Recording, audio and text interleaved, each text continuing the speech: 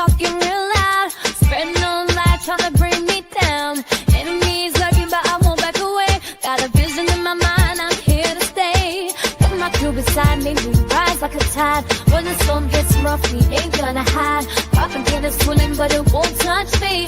Only love around, that's how it's gonna be. Keep moving forward, never looking back. The truth's in the power, it's an unstoppable track. In the city lights where dreams collide, we hustle through the night, fire in our stride. Whispers in the dark can't dim my glow. With rhythm in my soul, I'm ready for the show. We break the chains, rewrite the rules in this concrete jungle where nobody's fools. Unity sings louder than the lies they scheme. In the heart of the struggle, we dare to dream. Keep moving forward, never looking back. The truth's in the power, it's an unstoppable track. Another Queen Ahmadiyyah production. Haze on the corner, they talking real loud, spreading on lies, trying to bring me down. Enemies lurking, but I won't back away. Got a vision in my mind, I'm here to stay. Put my crew beside me, we rise like a tide. When the storm gets rough, we ain't gonna hide. Propaganda swirling, but it won't touch me. Only love around, that's how it's gonna be. Keep moving forward, never looking back. The truth's in the power, it's an unstoppable track. In the city lights where dreams collide, we hustle through the night, fire in our stride. Whispers in the dark can't dim my glow. With rhythm in my soul, I'm ready for the show. We break the chains, rewrite the rules in this concrete jungle where nobody's fools. Unity sings louder than the lies they scheme. In the heart of the struggle, we dare to dream. Keep moving forward, never looking back. The truth's in the power, it's an unstoppable track. Haze on the corner, they talking real loud, spreading on lies, trying to bring me down. Enemies lurking, but I won't back away. Got a vision in my mind, I'm here to stay. Put my crew beside me, we rise like a tide. When the storm gets rough, we ain't gonna hide. Propaganda swirling, but it won't touch me. Only love around, that's how it's gonna be. Keep moving forward, never looking back. The truth's in the power, it's an unstoppable track. In the city lights where dreams collide, we hustle through the night, fire in our stride. Whispers in the dark can't dim my glow. With rhythm in my soul, I'm ready for the show. We break the chains, rewrite the rules in this concrete jungle where nobody's fools. Unity sings louder than the lies they scheme. In the heart of the struggle, we dare to dream. All right, hello everyone, Grand Rising. Thanks for tuning back in once again to the original Queen Ahmadiyyah Shakur show. I'm your host, Queen Ahmadiyyah Shakur, and this is your morning wake-up call. So as you're coming in, please feel free to go ahead and subscribe to the channel if you haven't done so already. Be sure to click that notification bell and click the word all so you're notified each time the Queen Goddess goes live. Okay, so let me know if you all can hear me. Let me know if you all can hear me. Okay, loud and clear. Okay, once in the chat if you all can hear me. The audio is not great on this computer, but I have to use it because I don't know what's going on with my other one. Okay, so once in the chat if you all can hear me loud and clear. Sometimes this one sounds a little muffled. Okay, we're going to have to make it do what it do. All right, so everybody's saying loud, not clear though. Okay, my apologies. We're just going to have to make it through. Okay, so I'll try to speak loudly and enunciate my words. It's the best I can do, you guys. All right, so we have to make it do for now because the other computer, for some reason, is not turning on. Okay? Now, with that all being said, everyone, please hit that like button. Thank you for tuning in once again. Okay, please be sure to like, share, and subscribe to the channel if you haven't done so already. Be sure to click that notification bell and click the word all. Okay? Hold on. Okay, here we come with the foolishness. Queen, not meaning to sound rude, but I thought you and FBA wanted Trump in office, said Kamala. You went way hard on Kamala. So what if I did? If I did in on Kamala? Yes, I did. What about it? Okay, do you need to drop the link Don't need to drop the link. Don't get started with me early this morning. I'm not in the mood, honey. I'm having issues with this computer, and I'm not here for your bullshit. Okay? The election is over. Trump is in office. No matter who said what, that's what it is. So deal with it. And who the hell told you I was FBA? Now, who told you that? Okay, you act like we all do the same thing or think the same thoughts. I never said anything about voting for Trump. Never said that. All right, I went in on Kamala because I had expectations for her. Didn't have any for Trump. Okay, so please sit down somewhere. Now, with that all been said, as I was saying before I was rudely interrupted, everyone please like and share, subscribe to the channel if you haven't done so already. Be sure to click that notification bell and click the word all so you're notified each time the Queen Goddess goes live. And anybody who doesn't like what the Queen is cooking, okay, please stay to lunch because I didn't pay you to be here. All right, so before we get started, honey, all right, before we get started, let's have a brief word from my sponsor at 12 Tribes. Do not buy 12 Tribes on Earth hair growth oil and hair magic elixir unless you want super healthy, gorgeous hair that grows. They have a whole line of amazing hair growth products, including hair growth leave-in conditioner spray, hair growth shampoo, hair growth spray, and hair growth butter. I'm starting to sense a theme here. They include quality natural ingredients. They smell amazing, and you can see the results for yourself.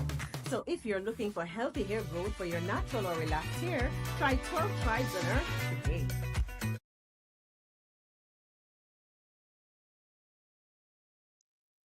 All right. So with that having said, don't forget you can purchase 12 Tribes Hair Oil at Etsy.com. Just look for Lisa Crafts. You can also find it at Walmart.com.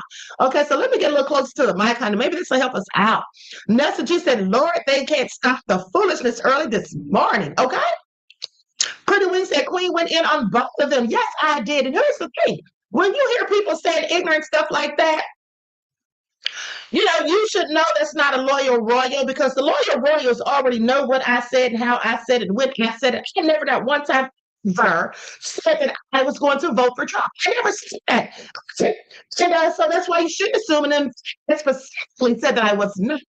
So you get that in your mind and then talk about you and the rest of the FBA. So do all of the FBA people move as one? Do they move as one? I have several questions. I have several questions. It makes me think that they just started that talking point to deflect. Because this is probably somebody who doesn't look like me. Or it might be somebody who almost looks like me, but not quite.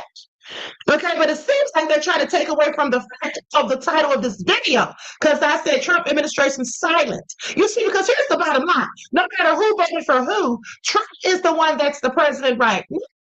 And I find it interesting that when the couple got beat up the other day, that they started the fight in Cincinnati, well, then J.D. Vance had so much to say. Why doesn't he say anything about this?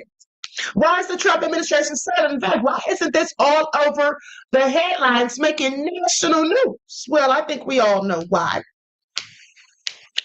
I think we all know why. Okay, so with that all being said, let's get into it. Everybody hit that like buttons because we're going to talk about this.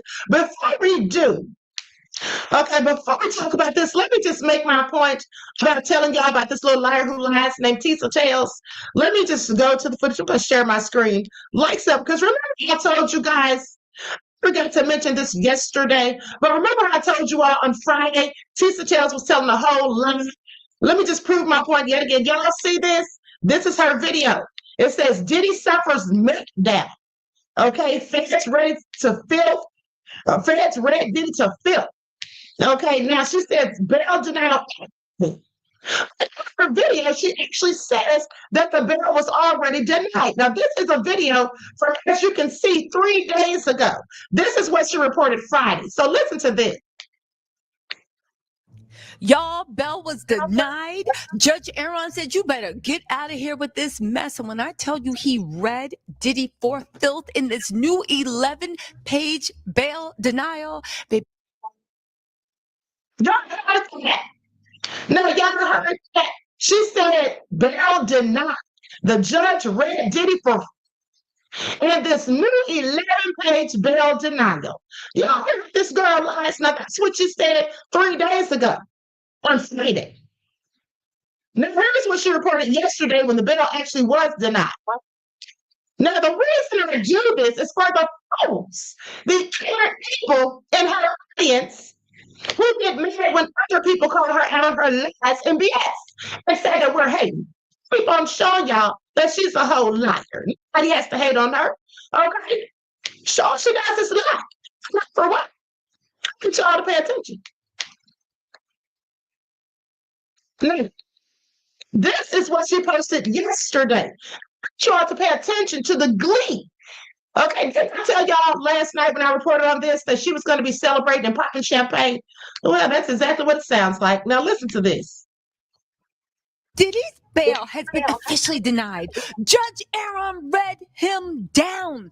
On top of that, do you know that as much as Diddy is trying to act like he is king of the hill running the jail, do you know that he is being threatened in jail by other inmates and tried to use that as an excuse to get out of jail? Judge Aaron said, not today, not tomorrow. I'm gonna fast forward. Means that you got to do everything and start windmilling in a court of law to prove why you deserve to get out. Threatened, they were lied to and victimized by Combs. Arguments about the evidence will cash out for purposes of sentencing, which is happening in just 60 days. At this juncture, however, the record doesn't establish the kind of out of the ordinary exceptional circumstances requiring immediate release. Now, here's the part that gagged me. Combs also points to squalor and danger at the Metropolitan Detention Center, conditions that he says have been aggravated by the federal government's aggressive budget cuts this year. This fool is desperate. Now that Trump left him to float in the wind, he is doing everything he can. Aggressive budget cuts. Okay, I think we've heard enough. I think we have in fact heard enough. Okay, please pay attention. Okay, I mean, the lies just keep coming. Gordon said they're trying to silence your queen. Thank you, beloved. They absolutely are. And I know that's G from the land. Thank you for a donation to the channel, your insight, beloved. Peace, love, and blessings. You hear those lies, honey? They just keep coming. Okay. Nessa said she needs to be careful for what makes her laugh will also make her cry. I'm just saying, honey, you can't tell her nothing. Brian Steinhardt said, wig choose wig needs more glue.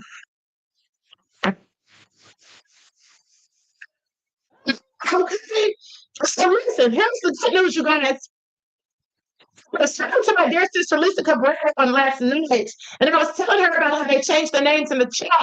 And now, it's just so confusing for all of us. But she said, don't worry, it'll be back to normal soon. She said that what they're doing is supposedly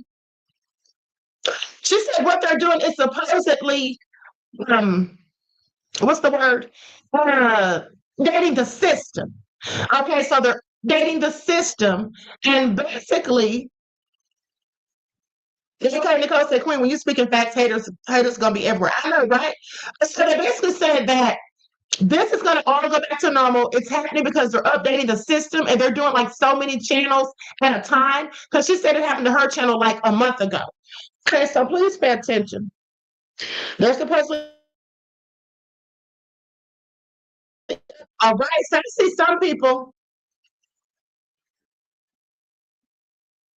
The friend said Tisa should release a book called How to Lie because she's clearly an expert at it. I know, right? It's pathological. So listen, I see a few people saying that the audio is not good. Hold on, let me see if I can hear myself. Let me see how I sound on here. Hold on, guys. Hold on just a second. Hold on.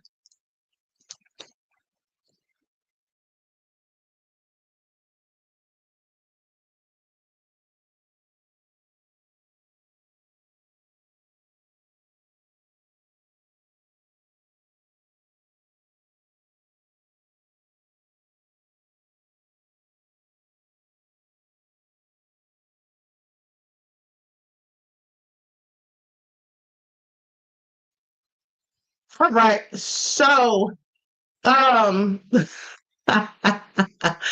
said it sounds a little distorted. Yes, it is. There's something wrong with the audio, honey.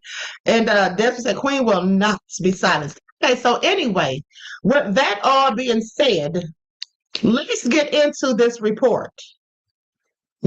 Everyone, please like and share.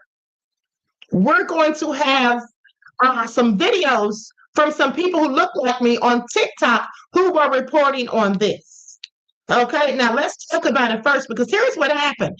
And most of these media outlets who did, in fact, report on this, most of the people who reported on this didn't even mention that he specified Black folk. They just said things like man threatens to murder or kill 30,000 people. They didn't say anything about Black folk. Try to pay attention. Okay, so FBI arrests man with a racist threat to kill 30,000 Black people. I'm going to share my screen. This is a darn shame. This should be all over the airwaves.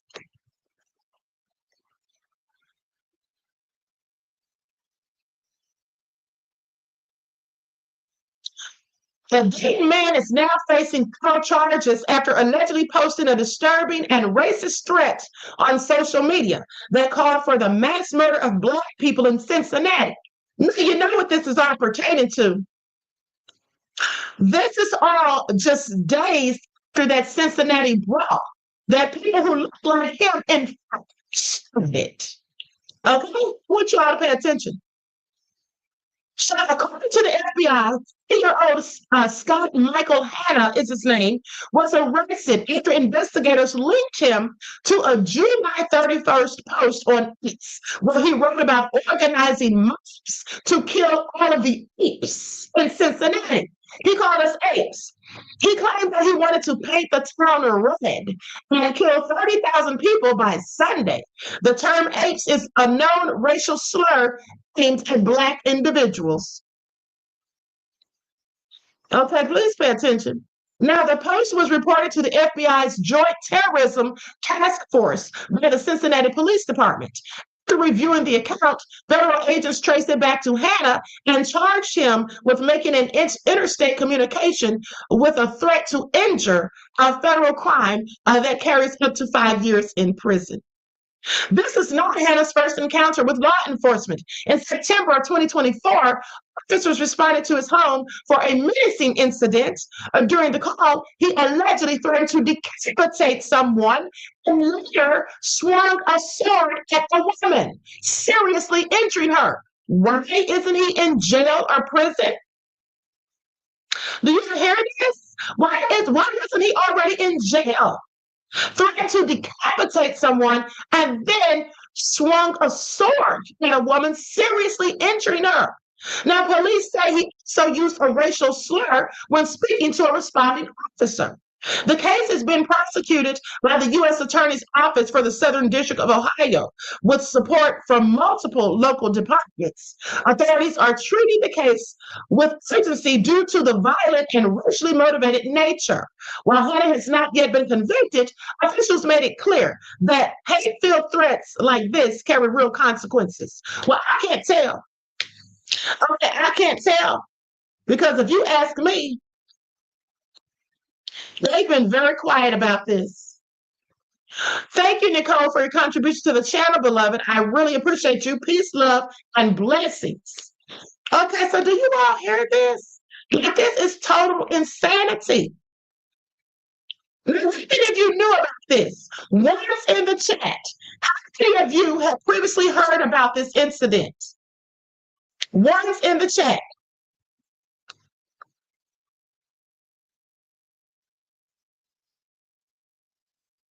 Once in the chat.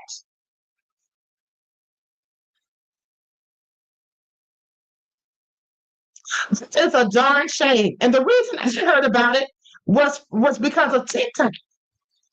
I heard about it from TikTok, not the local news. All right. And so anyway, with that all been said, let's get into it. I'm going to go to some of these TikTok videos where people were talking about it. Okay, here we go. Let me see where I'm going to start at.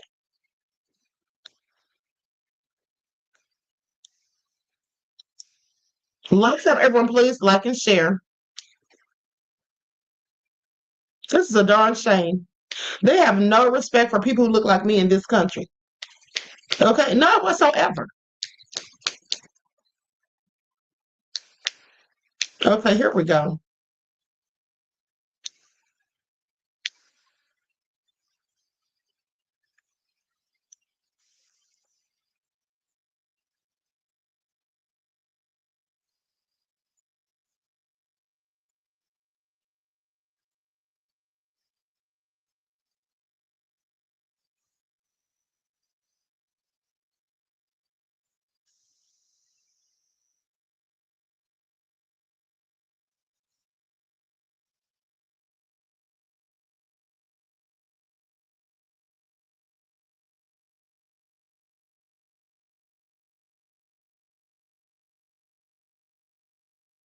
In Gotham City, he wanted it to be.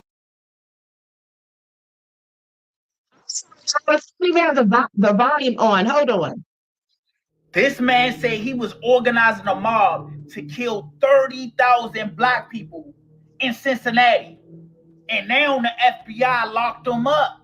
This is 30-year-old Scott Michael Hannon. The FBI locked his ass up with the quickness. This man hopped online and made one of the wildest threats I ever seen. Ever. This man real live went online and posted that he was finna unalive 30,000 black people in Cincinnati. He was talking about the city needed some cleansing. And he was calling all of us apes. Nigga, this ain't Gotham City. He wanted it to be like that though. So y'all remember the fight that happened in Cincinnati, right? Some people posted that it was black men just terrorizing white men. It wasn't just one page, it was multiple pages that were saying it was black people just beating on whites. But y'all remember, it all started because that white man a black man in the face. But he didn't see it like that. He was watching all the pages that was saying the black people started it and the black people was just terrorizing shit. So instead of Scott asking questions or finding a reliable source, this man incite a racial violence. And now he's headed for a federal case. And that's not his first rodeo. They said last year, Mr. Scott had a knife thinking he was a ninja and tried to decapitate somebody by swinging at their neck. He already tried to get out on bond and he had some people that was going to help him. But the feds was like, nah, you're a menace. You got to sit in here. He really thought the feds wasn't watching. He posted it online like that shit was just going to be scot-free.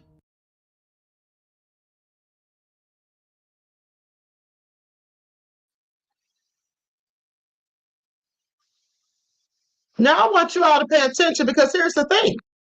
It isn't that he thought that the black folks started, it's that he didn't care. Okay, because most of them who were reporting about it online, who were talking about it, most of them didn't seem to care that their people started it. Okay, they think that we're not supposed to defend ourselves. That's sadly what some of them think. Okay, that they can do whatever we want and we're supposed to sit there and take it.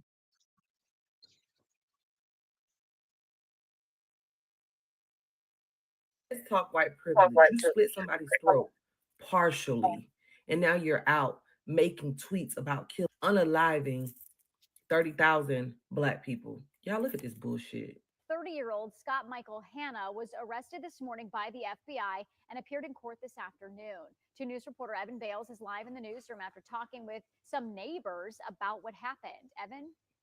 Brooke, Jack Hanna is facing 5 years in prison for a tweet put out on X yesterday, and he's charged with making an interstate communication with the threat to injure. The FBI showed up this morning after that tweet caught their attention. Called me and said, "You won't believe it, but the police are out here." This is the scene that greeted Scott Michael Hanna's neighbors, federal agents surrounding his home, shouting for him to surrender himself to the police. All of this stemmed from a racially charged tweet, with Hanna claiming he was going to gather a mob and kill thousands of black people, saying they were going to fill the morgues and by Sunday have killed 30,000. Cincinnati police reported the post to the FBI, who reached out to local law enforcement, saying Hanna had a history with them. In a prior incident in September of 2024, Hanna used a sword to strike a woman in the neck, resulting in serious injury and what police called a partial decapitation. When approached by officers, he became irate, yelling and calling one of them a racial slur. On Friday, the FBI released a statement saying in part, quote, "The FBI aggressively investigates those who threaten our communities with violence. Threats like this impact the entire community and have serious consequences," end quote. Neighbors I spoke with said it's scary what happened and they hope Hannah can get the help he needs. Another neighbor who has lived here for years says the police have been to Hannah's unit 3 times in the last year. I'm not surprised based on the unit and based on just like the recent history, but you know. Wasn't it just an upcry when the kids in Cincinnati or the people in Cincinnati jumped on that guy for calling them the N-word? But now you guys want to sit up here and be like, oh, allegedly he made a tweet. This man had priors. This man had already partially slit somebody's throat and was able to sit at home comfortably a year later. Tell me, what makes this shit right? The police been out to his home 3 times in the last year.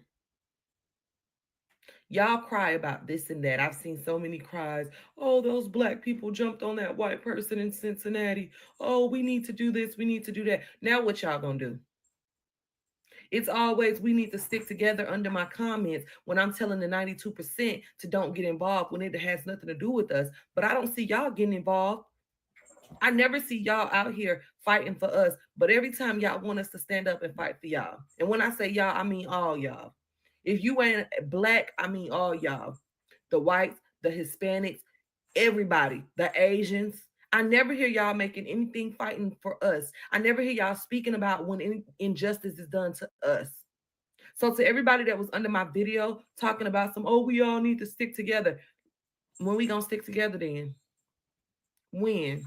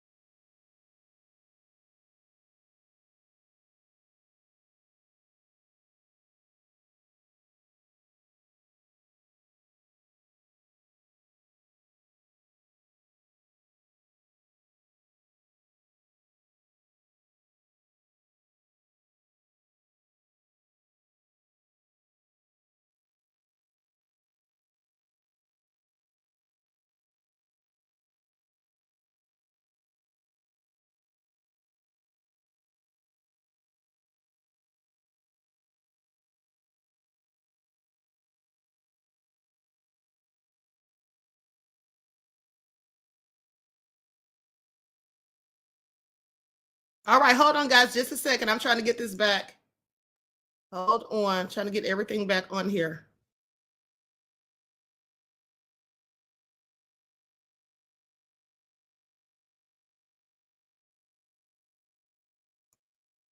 All right, hold on. Let me get my software together. This audio should be a whole lot better. Hopefully. Give me just a second.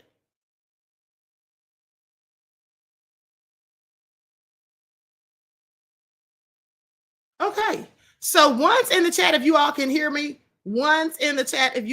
just fine, let me know. I was trying to do it quickly. Let me know. I had to switch computers. Okay, it sounds better. Okay, good. Okay, so let's get back into it. Likes up, everyone, please like and share. I'm going to go to the next video. And then I'm going to start my commentary on what I think about all of this.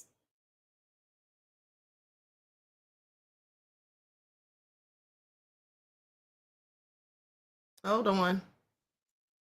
Okay, here we go.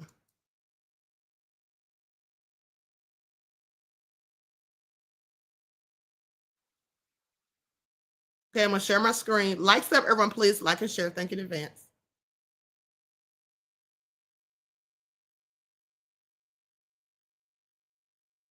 Y'all, there are some hateful ass and evil individuals in this world. I truly mean it, man. No, like seriously. So it's this guy by the name of Scott Hanna. He's 30 years old, out of the Cincinnati area. So they just arrested him today because he was planning to eliminate 30,000 black people in the Cincinnati area. So apparently the reason why he was arrested because he posted a Twitter trying to form a militia, him and other individuals, to plan this type of attack on the black community. But what's crazy is the fact that he had already had an encounter with somebody last year with a separate incident where he decapitated the lady, and he's already facing federal charges. And apparently he posted this video on Twitter, quote unquote X, saying that they need to paint Cincinnati red and get rid of all of these people, that we need to fill up the morgues and eliminate them all. Like, this is crazy.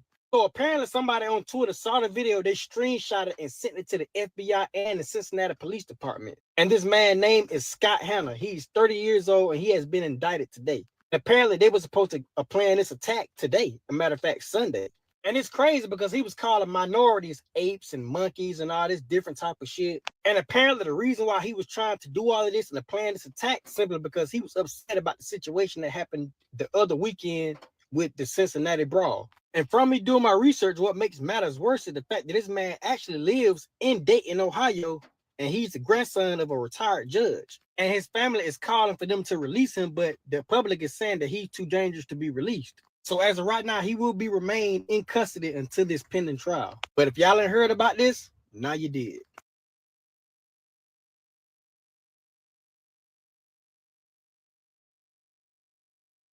Okay, so you all heard that. You all heard that. At the end of the day, this is all crazy. This is all absolutely crazy. Okay, please pay attention. Now, with that all being said, I'm going to go to another video. Like, share, subscribe. Thank you in advance. I'm still getting a few things together. Hold on, just bear with me.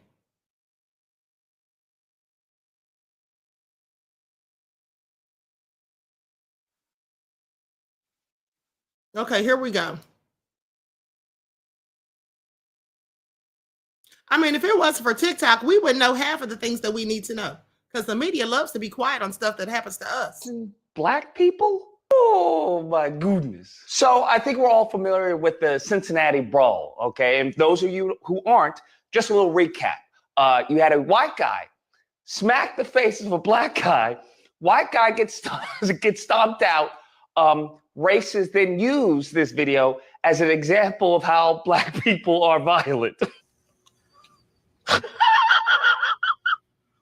I kid you not. Absolutely hysterical. There was a black guy, okay, who tried to stop the fight.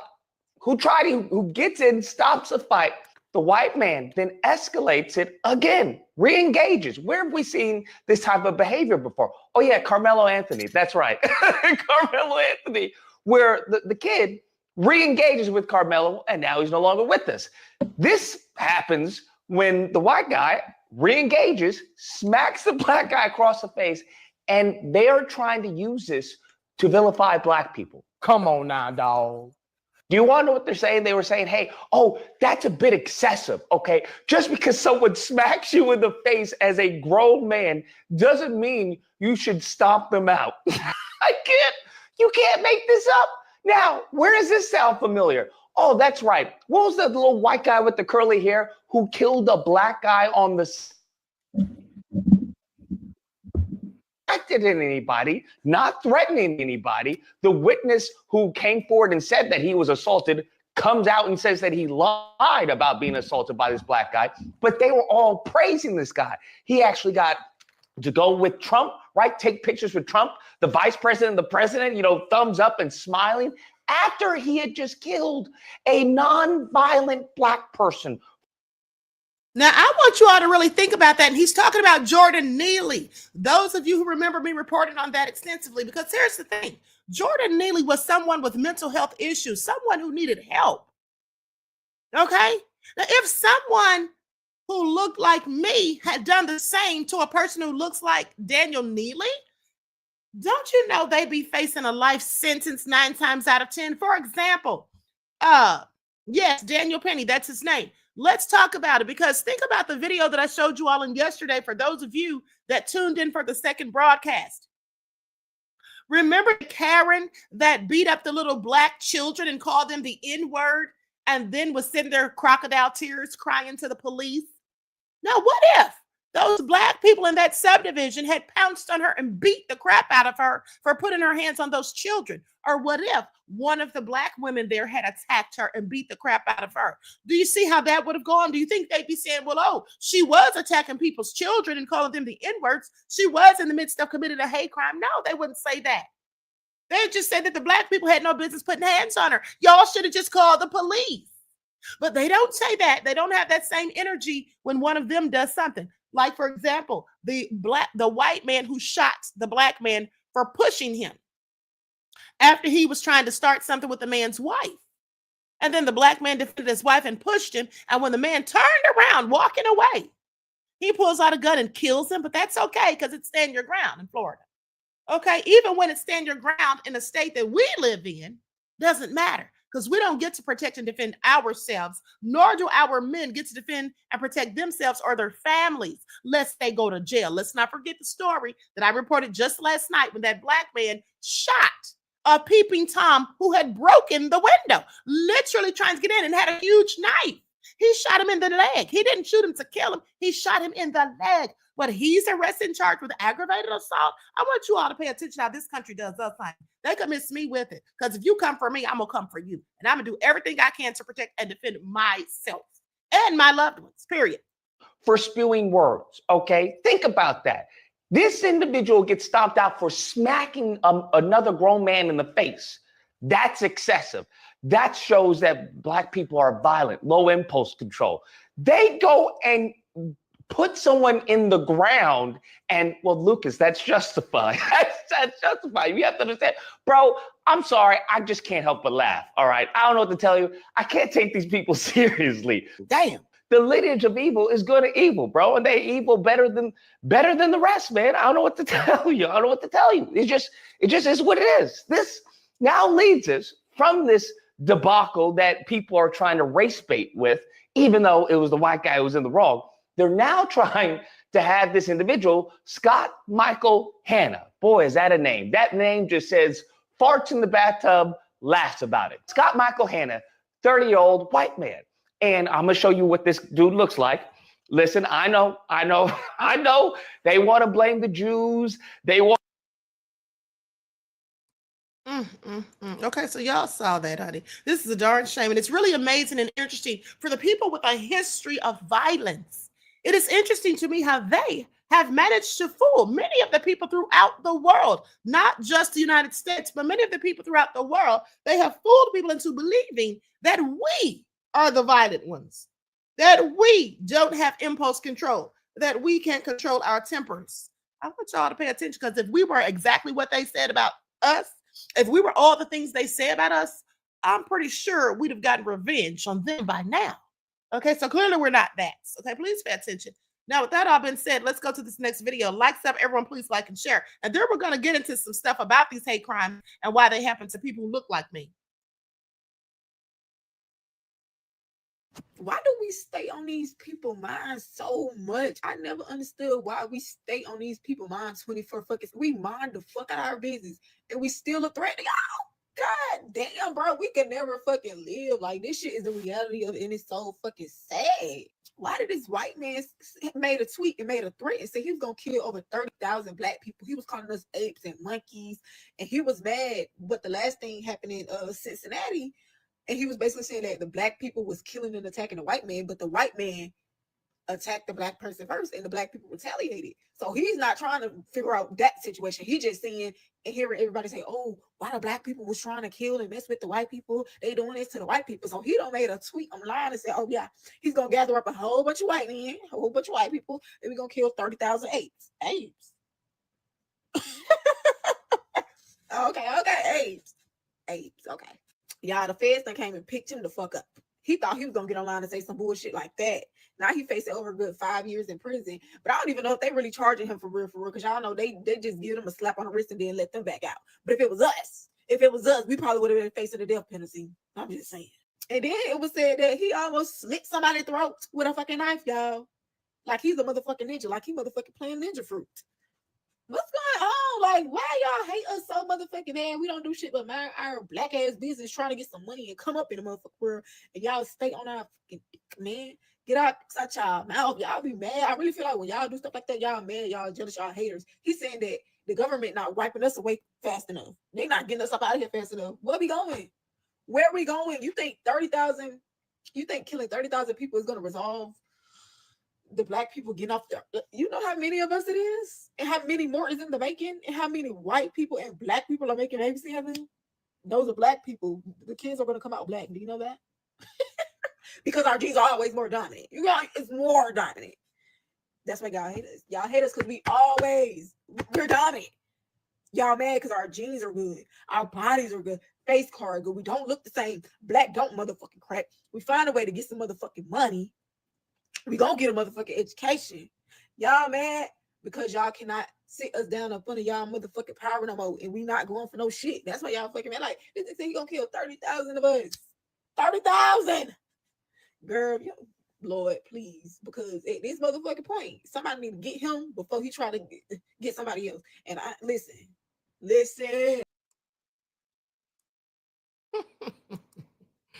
Oh my goodness, I'm so done. These people won't leave us alone. Can we just walk the earth in peace? And we do stay on people like him. We do stay on their minds. Okay, they're always trying to figure out what we're doing, what we got going on. You know what I'm saying? It's just really sad and pathetic. Okay, remember the couple that I showed you last week who were going in on the poor black man who's going door to door trying to make a sale? They were calling him the N-word, threatening to lynch him. So mad, hostile, and angry. All the man did was knock on their door or ring the bell. Like, make it make sense. And then what about the black people who rang the wrong doorbells when they were injured or simply just mistakenly went to the wrong house? This is all crazy, honey. This is absolutely crazy. Let's go to the next video. Next up, everyone, please like and share. I'm going to show y'all something in a minute that's really going to make y'all say, what in the hell is going on? Accused of threatening to kill tens of thousands of people in Cincinnati.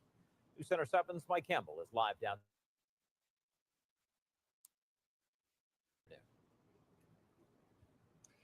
And James, FBI agents say that Hanna actually posted his threats on X, formerly Twitter, and they say his posts seem to be in reference to a recent viral video out of Cincinnati where a large group of people appeared to target a couple for assault. Now, Hanna's post actually promoted even more violence. It appeared racially motivated, and it landed him here in federal court. Our cameras are not allowed in federal court, but I was inside for the hearing. Scott Hanna is charged with one count of making an interstate threat with intent to harm. Cincinnati learned of the post Thursday and asked the FBI to help track down the person responsible. The social media post seems to reference this disturbing viral video that took place after a Cincinnati street festival. A large group of people appear to target a man and a woman and violently assault them. Cincinnati police and many lawmakers on all levels condemned the attack. But Hanna's Thursday posting suggested deadly violence and is even more disturbing. He wrote, since at Governor Mike DeWine and at OSHP won't do anything about this nonsense, we, the people, need to paint the town red and kill them all. By Sunday, we are aiming to have killed 30,000. FBI agents tracked Hanna to a Dayton suburb and arrested him, booking him into jail Friday morning. FBI agents wrote in court documents that they learned Hanna had police interaction last September where he threatened to cut a woman's head off. The agent went on to state that the same department had dealt with an earlier incident where Hanna swung a sword at the same woman's neck, resulting in physical injury. During one of those two incidents, Hanna became upset and screamed at officers using a racial slur. And back live here, the maximum penalty for a conviction in federal court on the charge that Hanna is facing would be 5 years behind bars. Now, we continue to dig into court records and police records about this late-breaking case. We right now believe that the local police agency the FBI was referencing in those court documents is the Miami Township Police Department. Reporting live in downtown Dayton, Mike Campbell, News Center 7. All right, Mike, thank you. And sorry about that sun right there near the end of the video clip, you guys. I'm outside trying to play fetch with the doggo a little bit, but absolutely crazy that, you know, everything, to be honest, everything that's going on right now in America, when it comes down to these ICE raids, when it comes down to all this hate, when it comes down to all these videos that are circulating all over social media. And I mean, here's the thing, you guys, it's good that we get these videos out there. It's good that we end up talking about these things, but doing stuff like that, what that guy was wanting to do, was planning to do. I mean, here's his original post and everything that he ended up placing on X. Obviously, dude's fucking nuts. He ended up, you know, tagging the governor in his own post. Like, one, what are you thinking? Absolutely crazy. So not sure if they're going to be going with the whole insanity plea. And also look at his mental state anyways with what ended up taking place even prior to this. Like, he's been on their radar for quite some time because of like his actions. How is he not in prison if he ended up swinging a sword on some female anyways is beyond me. But also those threats, those statements that guy ended up making, for that to only carry a maximum of 5 years in federal prison, that's not a lot of time, you guys. For those that know federal prison, you only have to do 85% of your time. That is not a lot of time. 5 years? That's nothing. That is truly nothing, especially someone as sick and twisted as that individual is. Let me know your thoughts. Let me know your comments. Like, I'm glad they ended up stopping this guy, because who knows what he would have actually done. I mean, look at what he's already done. Okay, so with that all being said, someone said sometimes the videos are low. Well, it just depends on who made the video, honey. Sometimes the people record their videos with a loud volume and some not. Okay, that's what that is. I have no control over it, unfortunately. Okay, so with that all being said, he's absolutely right. 5 years is nothing. Now, he did all that, and they're talking about 5 years in federal prison. That's it. Okay, and please pay attention to how they're not even talking about this everywhere. Like I said, I mean, Congress should be coming forward. Okay, the president should be saying something. All right, they can talk about a brawl, but not a plan of genocide from some crazed genocidal maniac. And he's not really crazy. When I say crazed, I just mean a maniac, a psychopath. There's nothing mentally wrong with him, I don't think. And they're going to try to say that because that's what they always do. Okay, but I want you all to see this video. Now, I don't know if this is a skit or not. I really hope this is a skit, because this is absolutely nefarious. But even if it is a skit, just pay attention, because this is how it really goes down in the United States. This is a very real situation. Okay, so I want you all to see this, and then we're going to get into some more commentary on this whole situation about this plots for this mass murder of 30,000 Black folk. Excuse me, ma'am. What do you think you're doing? What do you mean? Well, we've had 3 suspicious calls Calls for what?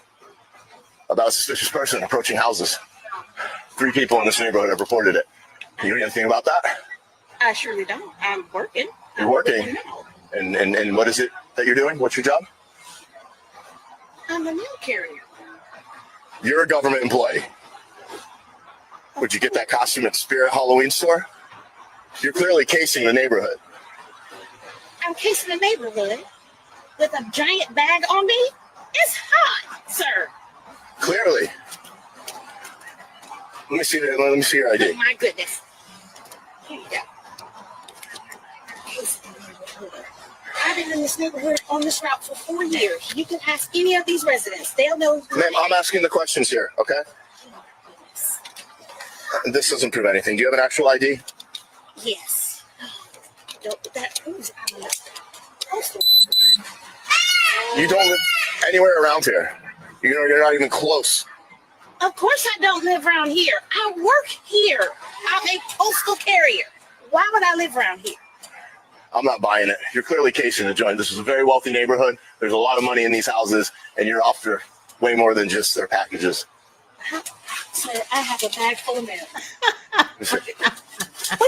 You can look in. Let me see that. Sir, you can. Let me see the mail. What do you got here? You're delivering mail. What's even in here? Now, now that's what that old front. You can't be opening someone's mail. Oh. Sir, would you like to call my supervisor? There's no supervisors to call. I found my suspect. Suspect? Clearly. How am I a suspect if I'm... Since when I was working while black... You're going door to door. You're casing the joint. Door to door to deliver mail, sir. To set up a future robbery. I know what's going on. I've had my training. Look here. It is too hot for me to be out here with this foolishness. I got people waiting for their mail. Yeah, you have people waiting, I'm sure. Yes, I am sure. I need to go. Look here. You... Excuse me, man. No, that has to be a skit because I know he's not that darn crazy.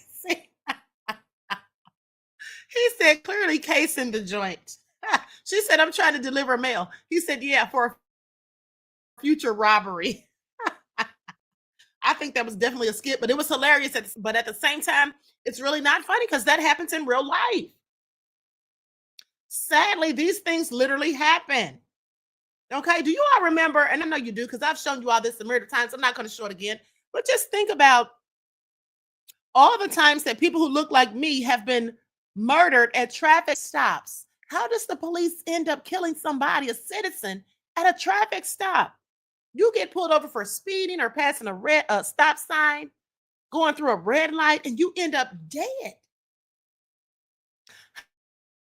How does that even happen? And you're not even armed. Okay, you have no weapons on you. And then they say that you were resisting arrest. How the hell can you resist arrest when you were not even being arrested? They were talking to you about a traffic citation. How does that escalate so quickly? But it happens all the time, and it's always ruled as justified. That's how that goes. But then you see the video that I've shown you all a myriad of times where the white guy threatens a black man on a motorcycle because the motorcycle's too noisy. The black man calls, and he pulls a gun on him. The black man calls the police. When the police get there, the man kills 2 cops. He kills, but of course, DC, nobody blocked you, okay? Nobody blocked you or you wouldn't be in the chat. But he kills 2 police officers. Then when the rest of the police come for backup, he has a whole shootout with them. Now, when his gun jams the second time, he raises his hands to show that he surrenders. And they take him away alive and well. Okay, he got sentenced. But I want you all to pay attention now. You know darn well black people get killed at traffic stops, but that man has a whole shootout with the police after he's murdered 2 police. Not 1, but 2. Only in America. I want y'all to pay attention. I want y'all to pay attention. Now, but when I talk about things like this and shed light on it, me or someone else who looks like me, they want to call us the racists or say it's reverse racism or say that we're race baiting. I find that all interesting. I don't give a damn what they say. These stories are going to be told, honey. All right, if I have to tell them by myself. Now let's talk about it, because why is it so hard for America to designate domestic terrorism and hate crimes? Because they're really the same thing. Why don't they call it that? Let's talk about it. Okay, likes up, everyone, please like and share. Now, on March the 16th of 2021, Robert Aaron Long opened fire on businesses in the Atlanta area that employ a large number of Asians. Do you all remember that? 6 of his 8 murdered victims were Asian women. Yeah, and they tried to act like, oh, he was just having a bad day. Do y'all remember this? Then Dylan Roof murdered 9 Black parishioners inside of an African Methodist Episcopal church in South Carolina. And Patrick Wood Crucius, remember him? He murdered 23 people in Texas in the deadliest anti-Latino attack in recent history. Prosecutors should consider hate crime charges for Long. Okay, now I want you all to pay attention, because here's the thing. See, here's what some of these Africans who have been going in on us so relentlessly, what they don't see thing to realize is you may be African and we may be African American, Black Americans, FBA, whatever you call yourselves. But at the end of the day, when a racist, wanton supremacist gets ready to do damage, they don't care where you're from. All they care about is the color of your skin. Because those people in that church in Charleston, South Carolina, yeah, those were Africans. In case y'all forgot. Those were Africans. So what I'm saying is this. While they're sitting there giving all the smoke to us, you need to be paying attention to your surroundings is all I'm saying. But let me continue.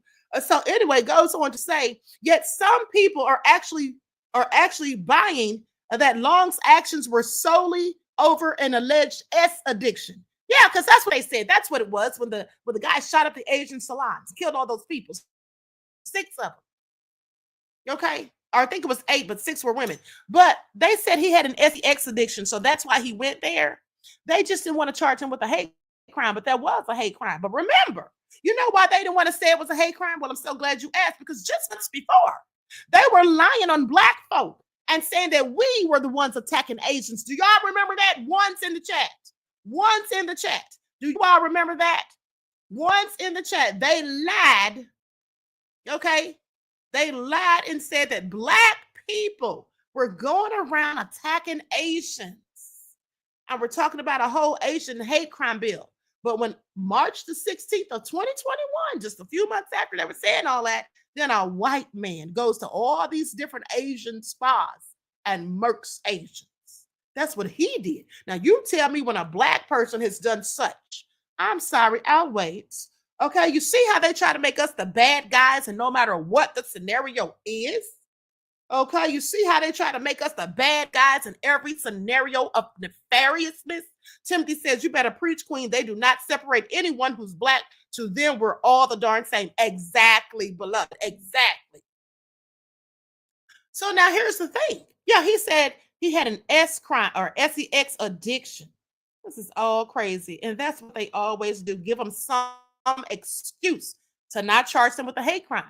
So there are a ton of massage places in the Atlanta area. Why did he only target the ones operated by Asians? It is because he is likely racist and probably sexist, plain and simple. It should not take domestic terrorists writing white supremacist manifestos like those of Dylan Ruth and Crucius in order for us to classify their behavior as hate crimes. It is not enough for people to only be convicted of murder. Okay, they should also be convicted of hate crimes, or they will continue to see everyday mundane acts of racism spill over into larger acts of domestic terrorism. Now, all 3 of these violent acts were committed by young white men. They are not anomalies. And at times, people use racism and the racialization of people as a way to act out their frustrations with the world. Now, roughly 75% of domestic terrorist acts are committed by right-wing extremists, and 75% of them are committed by white nationalists and white supremacists. Okay, wanton supremacists, because there's nothing supreme about them. They're not superior nor supreme, and that's fact. Domestic terrorism is so concerning that the Director of National Intelligence and the Department of Homeland Security have classified domestic violent extremism to be the biggest threat of mass violence in the United States. But in order for us to recognize these acts as hate crimes, we have to ensure that racist perspectives are not brushed aside as normal. We also have to change statutes. Now, despite these sobering statistics linking white nationalists and white supremacists with domestic terrorism, few people, particularly in law enforcement, are currently publicly linking Long's actions to white-winged extremism, when empirical research and history tells us this is exactly the first link that should be investigated. This is because America over-individualizes and normalizes domestic terror incidents, particularly when they're committed by white men. Okay, for instance, Sheriff Captain Jay Baker said that Long had a really bad day. That's what he said. Now, to ascribe these murders to a bad day is to normalize and even trivialize the lives that were lost. Okay, I want y'all to pay attention. Said he had a bad day. Isn't that something? That's an excuse. Yeah, if you're one of them. Now, we know that people have bad days all the time. Let me tell you about something. This is often an excuse, because I just thought about something. You all remember the white girl? She's grown now, but she was 14 years old, and she murdered a bunch of kids at a school across the street from her house. elementary school. This was back in the late 70s, early 80s, I think. But she recently came up for parole, like maybe a year or two ago, because I reported on it. But she killed people because she said she hates Mondays. That's what she said when the police arrested her and asked her why she did it. She said, because I hate Mondays. Okay? I want y'all to think about that. So you woke up and decided you didn't like Mondays. And that's what you decided to do. And this guy was having a bad day, so that's what he decided to do. I need y'all to pay attention. Okay, this is psychopathic behavior. All right, let me continue. So we know that people have bad days all the time. Most people experiencing bad days do not go on a shooting spree and target businesses where Asians work, Latino shop, or Black people worship. These types of comments speak to the level of sympathy, compassion, and restraint shown to these white supremacists. Long, Crucius, and Ruth were apprehended peacefully, despite some of them being armed and leading police on a chase even. Ruth was even taken to Burger King on his way to the police station because, hey, he was hungry. We've got to feed this little killer. Okay, why don't we take him to jail? Oh, hungry. I want y'all to pay attention. We have to be honest that some of the people who do the arresting and writing for the police reports empathize with these wanton supremacists. To paraphrase Ida B. Wells, okay, Captain Baker had answered, this is what Ida B. Wells said, that they empathize with these people. Now, Captain Baker had anti-Asian sentiment, okay, spewed on his Facebook timeline. Okay, that's why he said he was having a bad day, because he had empathy for the person that did it. Now, but according to federal law and most state laws, these acts will probably be interpreted as free speech. However, speech should be reevaluated when the person making the statements has the ability to use a state-sanctioned deadly weapon or sign with a pen to change people's lives. Okay? In case y'all are wondering why we stay oppressed. In the United States, hate incidents are watered down by our country's hate crime laws, as well as how we process racist acts in our own in our own minds. Now, in this regard, not only does law enforcement have limited legal statutes by which to interpret these incidents, but some of them have limited capacity to actually process these incidents as hate crimes. Many people engage in self-justification by classifying racist actions as normative and justifiable. This is partly because these incidents have always been normative. To some people, white supremacist ideology is normalized without them even realizing it. It is normalized at our workplaces, in our schools, on our televisions and social media timelines, and even at our dinner table. So where do we draw the line between murder and hate crimes? The state of Maryland grappled with this very issue. You see, in 2017, Army Lieutenant Richard W. Collins III was murdered by Sean Urbanski on the campus of the University of Maryland. Collins was a graduating senior at Bowie State University. That's a historically Black college or university. Okay, now, while Urbanski was a University of Maryland student, okay, Urbanski was convicted of first-degree murder. Now, the judge threw out the hate crime charge, mind you, during the trial, despite the fact that Urbanski he had been linked to white supremacist groups on social media, okay, and also was said to have racist memes all over his phone, stating that it was unclear if Urbanski's actions were solely based on an anti-Black bias or because of his intoxication.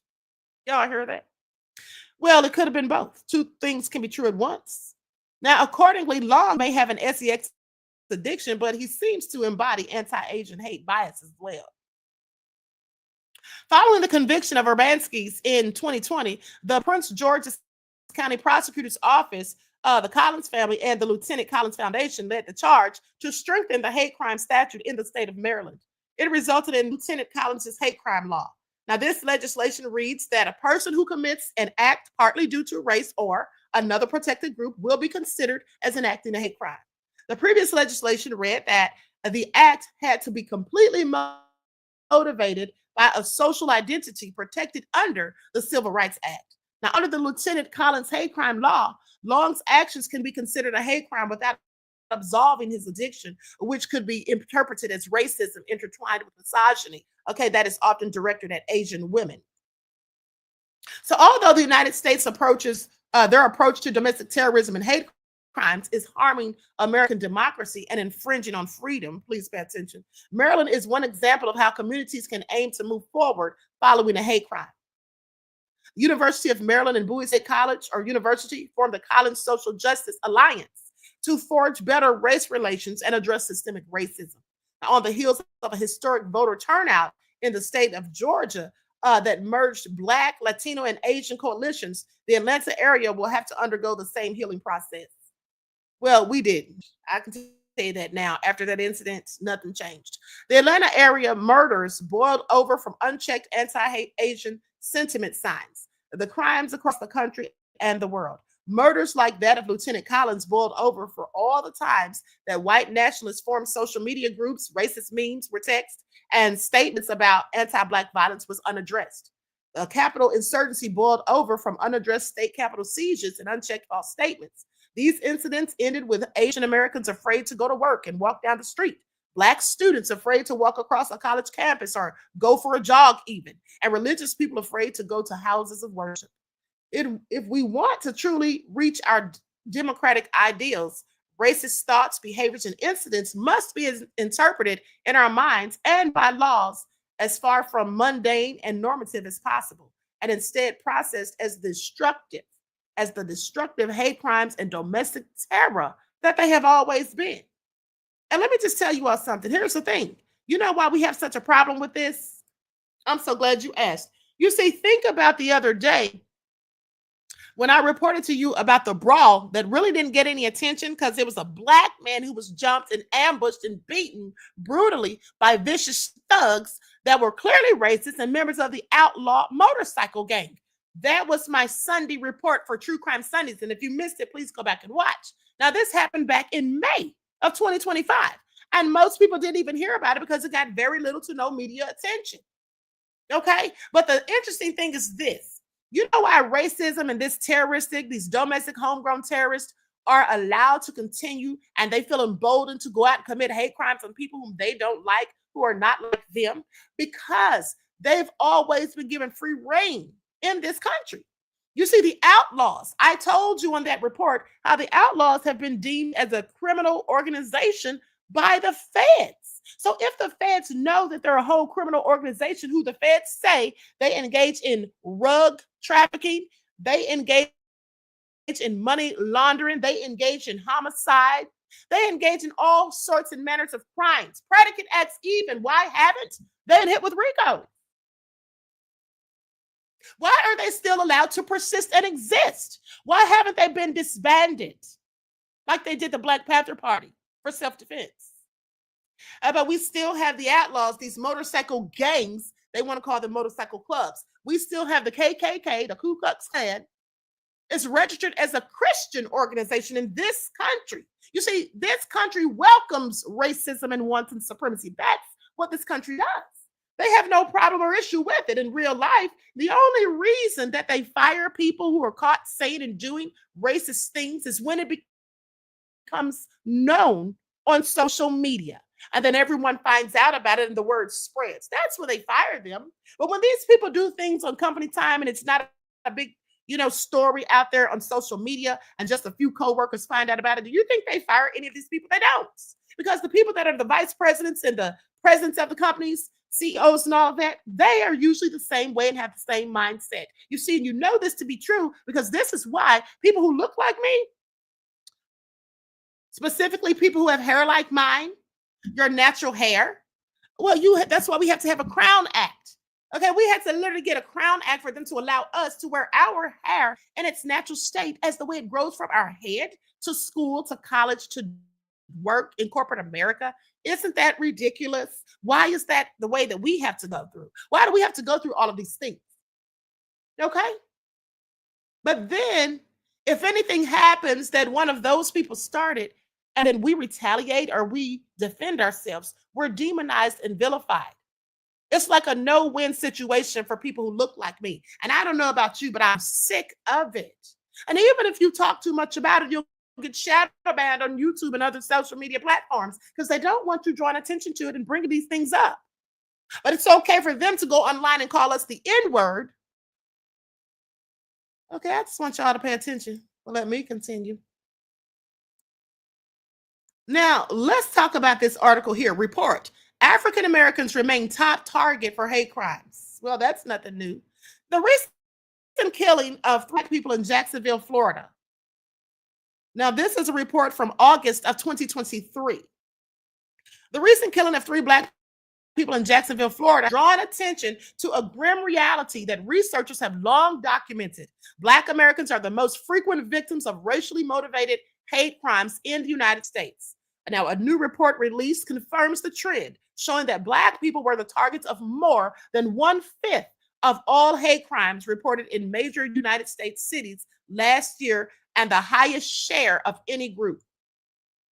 But we're violent. I want you to pay attention. Now, the report, based on police data analyzed by the Center for the Study of Hate and Extremism at California State University, San Bernardino, found that hate crimes targeting Black people fell by an average of 6% last year after surging in the previous 2 years. But the trend was not uniform across the country, and many cities and states reported their worst numbers ever.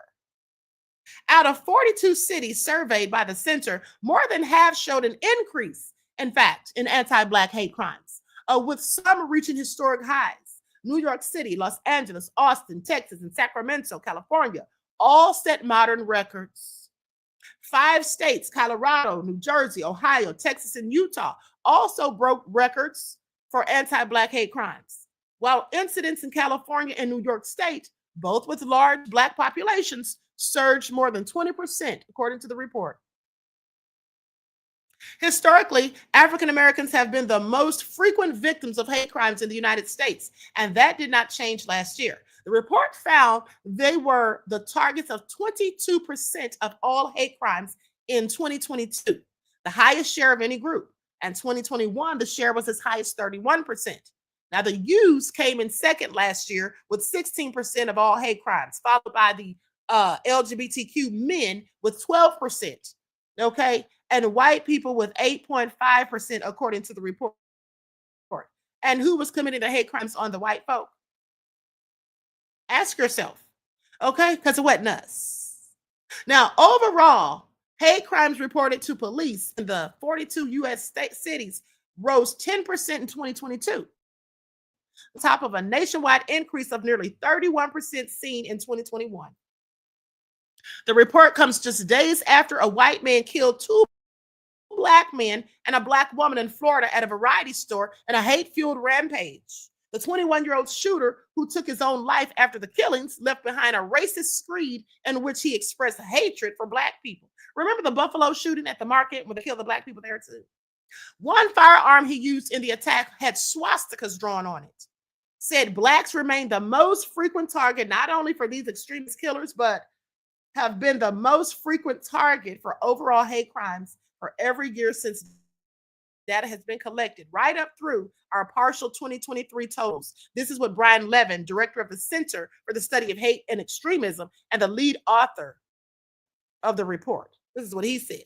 Now, the FBI has been collecting hate crime data since 1991. Okay, they said that it's investigating the Jacksonville shooting as an anti-Black hate crime. And they say from everything that we know, this was a targeted attack, a hate crime that was racially motivated. That's what FBI Director Christopher Wray, who's no longer the director now, said during a call with civil rights leaders and law enforcement officials. So the shooting was not the first of its kind in Jacksonville that year. In May, 3 white men were charged in connection with the shooting death of a 39-year-old Black man in downtown Jacksonville. Levin said the vast majority of racially motivated homicides over the past 5 years have been carried out by white supremacists and right-wing ideology. The cycle is being repeated this year, he says. We expect this killing cycle to continue, especially as we enter a volatile election season. These atrocities are often carried out by angry young males who make recent weapons acquisitions, okay, act within their home state, and who refer the replacement doctrine statements of previous killers. Let's talk about the replacement doctrine. You see, here's the thing. It was Patrick Crusius, the El Paso shooter. You see, when he committed that crime, his manifesto was posted online, and I ran as quickly as I could to find it before they removed it, because that's what they do. They scrub the internet, And so they have all this information and they just give us the part that they want us to know. But I had Patrick Crusius's manifesto and I read it on a live. Okay, I read it on a live. And let me tell you what he said, because I still remember. He did talk about the replacement incident. He got that from Renard Camus, C-A-M-U-S.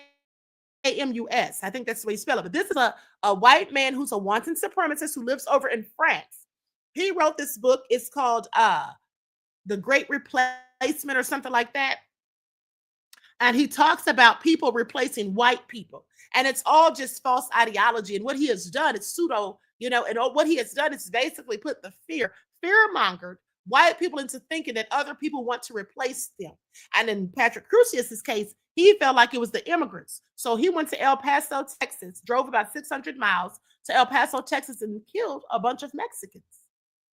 That's what he did, killed a bunch of immigrants because he felt like they were invading the country. And where did he get that word from, invading? He got that from Trump, because that's what Trump would always say. They're coming by the caravans, they're invading. And that's what he was saying. And then he left instructions for those who would come behind him. You see, and I want you to pay attention, because one thing that they always say when one of these mass killings occurs and one of the shooters is either dead or arrested, and they're usually dead because they usually take themselves out. But what they always come out and say is that it was a lone wolf. Do you ever ask yourselves why they specified that it was a lone wolf when we all see that it's one person acting, one person that's arrested or turns up dead? Why do they say it's a lone wolf? Well, I'm so glad you asked. You see, because there's an underground network of these people. They may act in one incident by themselves, but the plotting and the planning of it all has likely come from an underground network. You see, there's bunches of these people that people don't even know about. They walk around wearing some of the similar clothing and things that you can insignia, that you can recognize them with. There are some of them that wear khakis with black combat boots with white laces. And if they should have on red laces, that means they've already spilled the blood of someone. I found this out through doing deep diving research years ago on these extremists. Okay, so these people, they all have these little, meeting groups and stuff online. There's networks of them. So when one of them pops out and does something crazy and they tell you, oh, it's a lone wolf, they're just trying to distract you from realizing that this might be one person who did this particular incident, but there's many of them somewhere in the underground, possibly planning another one months or even a year or two down the line. Okay? A network of them. But let me continue. So anyway, he left this instructions for the ones who would come after him, Patrick Crusius. What he basically said was something along the lines of telling them how to target the victims. Don't go to anyone who's trained or anyone who's going to fight and retaliate. Go to people that are helpless. Go to the disabled. Go to the elderly. Go to women and children. That's what he said. Don't go to anyone who's armed or anyone who can possibly challenge you. Okay, so these people are cowards. They target the weak. They ambush people unsuspectingly. This is what they do. Now, the replacement theory, which asserts that non-white immigrants are being brought into the U.S. to replace white people, inspired a white gunman to shoot and kill 10 Black people in May of 2022 at a supermarket in Buffalo, New York.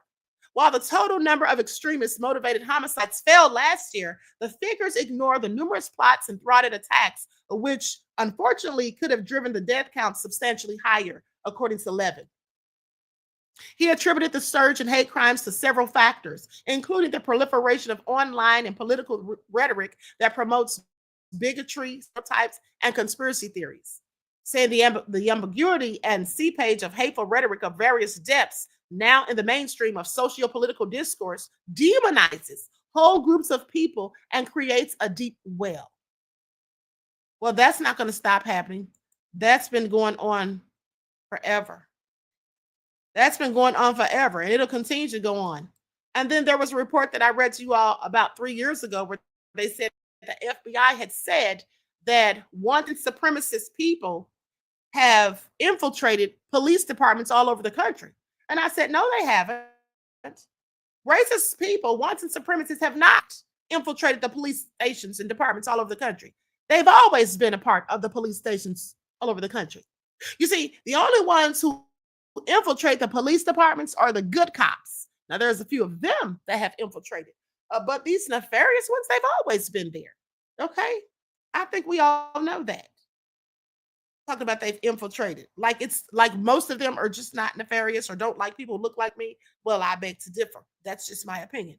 Now, as a first of its kind longitudinal report on hate crimes in America from 2018 to 2022 was recently released, and there were a few disturbing takeaways. Hate crimes are on the rise in the United States. Now, this is another report from February the 7th of 2024. The one that I just read previously was August of 2023. Now, they say hate crimes are on the rise. 1 in 10 hate crimes occurred in American educational institutions from primary schools to universities. That's statistically significant and also very scary. Many may be surprised that the most common victims aren't Jewish, Hispanic, or Asian, Native American, or LGBTQ. Okay, conservatives will take umbrage at the fact that white children who are supposedly continuously and permanently traumatized by critical race theory, isn't that what they say? And diversity efforts weren't the most targeted either. No, the report found the largest number of hate-filled offenses across the board, including in schools, were motivated by anti-Black bias. Well, we already know that. That's definitely nothing new. Before launching into the normal insane arguments that this is more Black excuse making and race baiting, please know that this report didn't come from scholars in Morehouse, Spelman, Howard, or Simmons College. Okay. It didn't come from a Black think tank or the NAACP, the Urban League, or the National Action Network. It came straight from the FBI and Department of Justice. The damning study states from 2018 to 2022, the most common bias type of reported hate crime offenses at schools was anti-Black or African American, with 1,690 reported hate crime offenses involving this type of bias observed then by anti-Jewish, and that was 745 offenses, and anti-lesbian, gay, or bisexual or transgender mixed group offenses, 342. Now, these are staggering numbers that show the level of anti-Black animus in America is very high. Predictably, this hasn't been talked about very much, and you probably haven't even heard of the report. Why? Why isn't it a much bigger story, and where's the outrage? Yeah, that's what I want to know. I mean, I don't even see outrage from people who look like me. Y'all are not concerned? Where are the television commercials with little black boxes telling you about the disproportionate amount of anti-Black hate crimes in America? Why aren't you being encouraged to show Black people your support and stand up against anti-Black hate? Yeah, exactly. But they get mad when we say Black Lives Matter. Okay, please pay attention. Y'all don't find that interesting? And so why aren't penny ante backwoods politicians like Max Wise down in good old Kentucky, who pushed a bill that proclaimed blaming racial inequalities on America's history of racism is destructive to the unification of our nation? That's what he said. Okay. Why isn't he admitting that anti-Black racism wasn't just a part of the country's past, but still is alive and thriving? You see, it's present right here today. Where are the mea culpas from Wise's small town and small-minded Kentucky Confederates like Representatives Matt Lockett and Jennifer Decker, who masked their anti-Blackness in an ill-conceived legislative war to kill CRT? Okay. They and others falsely claimed that CRT, which is critical race theory, for those of you who don't know, was pervasively taught in schools. They lied and said it was destroying the minds of children and engaging or engendering divisiveness and hate, when in fact, critical race theory is not even taught in schools. That's Black history taught in schools. And at the end of the day, they don't want to teach that. They don't want us to know about America's history, is the truth of it. Okay, they don't want to talk about slavery. They want to act like the slaves were workers who came here because that's what they chose to do. These are the things they're now teaching. Critical race theory is something taught on a college level. Now, if they had an ounce of decency, they'd say, we were wrong, we lied. We can't continue to push for white supremacy in American education anymore. It's dangerous. Black children are under attack in this country's schools simply because they're Black, and it's getting worse. We need to teach more about how racism got us here, not less. We must protect these kids. But no, they don't want to talk about that. What they want to do is lie about their own history, say that it's too much and too traumatizing for their little white kids to understand and to hear. But never mind that Black children had to go to school and get spat on, rocks thrown, escorted by the National Guard just so they could get in school. And that wasn't too much for them. Well, let me continue. Where are the congressional hearings in D.C.? Why aren't school system superintendents from around the country being called on the carpet before incensed politicians? Why aren't college presidents from the Ivy League on down being roasted by lovers of children like the Honorable Elise Stefanik and told, we will not stand for this hate? Why isn't Ms. Stefanik asking college presidents yes or no questions about their failure to protect Black students or sufficiently address the issue even? Why isn't she calling for their jobs and affirming that their forced resignations are the bare minimum of what is actually required? Where are the rich donors threatening to pull their money from these universities if they don't do something to address all of the anti-Black hateness or anti-Blackness in their schools? Remember the student studied at Harvard, which has a long history of racism, by the way, and slavery. Okay. Let's not forget the statues and everything that they benefit from that came from Black people's demise. All right. But anyway, the young woman was studying, and I think she fell asleep or something like that. But anyway, they called the police on her, and she was a student there. Okay. And they were threatening to take her to jail. Not right? Because Karen came along and said, do you actually belong in here? Anyway, so with that all being said, why isn't Congresswoman Julia Letlow so bothered by this pervasive and escalating anti-Black hate that she's proclaiming, I have always defended higher education, but today I am embarrassed? Alas, there's no such outrage from them or others. Politicians continue their racist attacks cloaked in anti-DEI legislation, Trump and his administration. Many predominantly white university presidents either agree with the politicians or fear them, for they're very much silent. It's crickets. From sea to shining sea, all of these people, through their callousness or cowardice, are making it more and more acceptable to attack Black men, women, and children, educationally, politically, physically, okay, and mentally. So yes, anti-Black hate is the most common hate in America, even in its schools. It is real. It is on the rise. And very few people even seem to care. Okay, please pay attention. That is the absolute truth. That is the absolute truth. But you know, what they do want to talk about, which they don't even really care about it, but they just do it to further demonize people who look like me. What they do love to talk about is Black on Black crime. Funny thing is, they talk about Black on Black crime, but at the same time, they act like we're the ones attacking them. But I thought we were attacking each other. I want y'all to pay attention, okay? I want you all to pay attention. And in fact, there's no such thing as Black on Black crime. That's all BS and propaganda that they put out there to make us look bad. Because the truth of the matter is, and I've told you this a myriad of times, crime has everything to do with proximity. We all know, or should know if you don't, that most of the crimes committed upon any race of people are usually committed by the same race of people. Black people live around Black people. Most Black people do. And so if they're going to be criminals amongst them, then they're going to commit crimes amongst the Black people. If there's white people that are criminals and they live around mostly white people, then they'll do the same. This is why, specifically the crime of murder. Now, this isn't always the case, but this is often the case. Just think about when someone is killed, murdered. Who do the police go and speak to? They go first and speak to their friends and family. They go and speak to their co-workers. And that's because most people are actually killed by people who actually know them. Most people are not killed by strangers, though some are, because we have people like this thug right here and serial killers to boot. But in real life, most people are killed by people they know. Black people are usually killed by Black people. White people are usually killed by white people, and so on and so forth. But they want to say Black on Black crime. Well, why not white on white crime?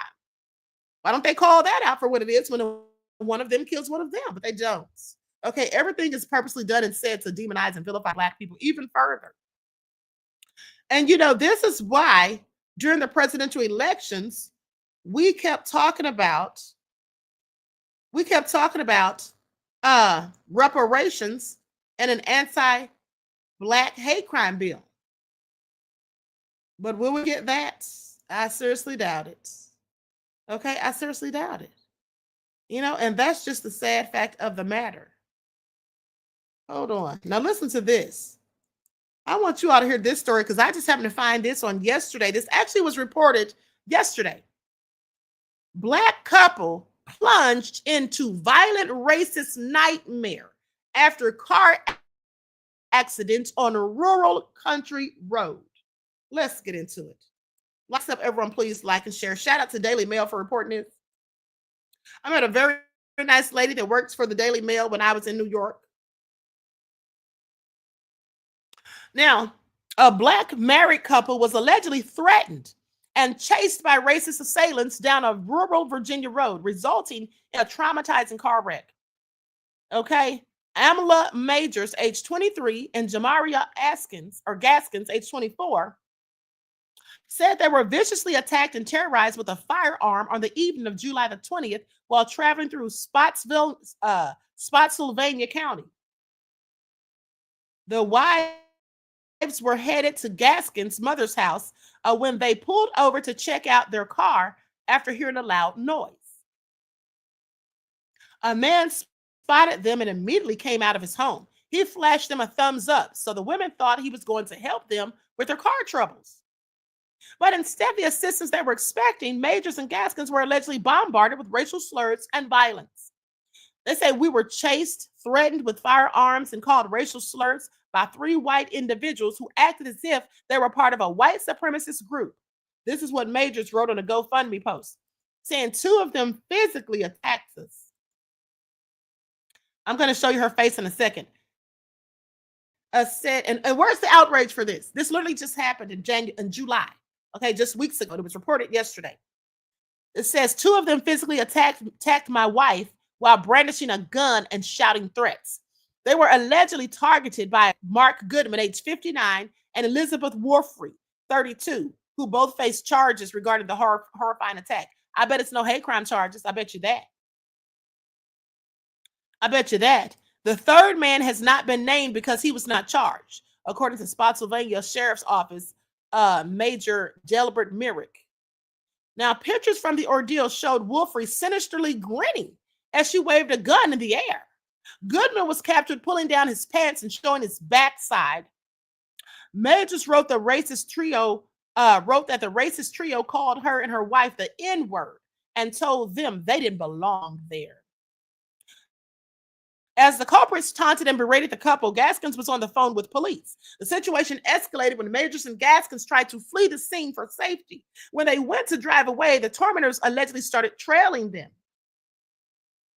Can you imagine? This sounds like something you'd see in a movie. Sadly for us, it's real life. One of them rode up beside us on a 4-wheeler and aimed a gun directly at my head through the driver's window. In that moment, we truly believed we weren't going to make it out alive. This is all crazy. In the midst of all the chaos, the women were chased into a crash after Wolfrey allegedly flashed her gun at them again. Majors was ejected from the car, ran them off the road. A shocking picture of the crashed vehicle showed the car completely totaled with its airbags deployed. Major sustained severe injuries. According to her chilling retelling of the incident, she woke up in the hospital with a fractured spine. Are you kidding me? And head injuries, as well as a broken clavicle and rib. They tried to kill them. Now, I hope they charged them with a hate crime and attempted murder. This is a darn shame.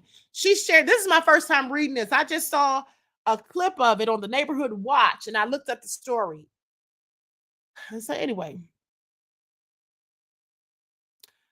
she shared a photo of herself with bruising all over her face and swelling around her eye sockets from the impact of the crash. While Gaskins' injuries were less severe, both women are still suffering from concussions, according to the Fredericksburg Free Press. And yet we're not paralyzed. We're not dead. That's God. That's nothing but God.